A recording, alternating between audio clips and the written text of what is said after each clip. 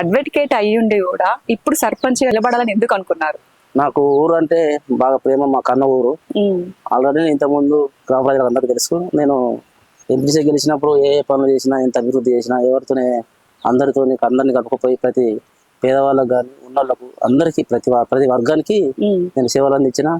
అలాగే నా క్యారెక్టర్ కానీ, నా బిహేవియర్ కానీ అన్ని అందరికీ నా ప్రజలకు తెలుసు. ఏమేమి సేవలు అందించారు? నేను గతంలో ఎంపీటీసీ గెలిచినప్పుడు గెలవక ముందు కూడా నేను తెలంగాణ ఉద్యమంలో చురుకుగా పాల్గొని అప్పుడున్న ఎంపీటీసీ ఎలక్షన్ పోటీ చేసి ఎంపీటీసీ గెలిపించారు నా ప్రజలు. ప్రభుత్వ పథకాలు అనేవి ప్రతి ఇంటికి పెన్షన్ రూపంలో కానీ, సీఎం రిలీఫ్ ఫండ్ల విషయంలో కానీ, ప్రతి విషయంలో ఎంపీటీసీగా ఉన్నప్పుడు అప్పుడున్న ఎమ్మెల్యే రమేష్ బాబు గారు ఉన్నప్పుడు సార్తో బాగా దగ్గర ఉన్నట్టు సన్నిహితం ఉన్నట్టు మండల టాప్ ఎంపీటీసీగా మనలో పొందిన ప్రతి స్కీమ్ తీసుకొచ్చిన కనగతి గ్రామం.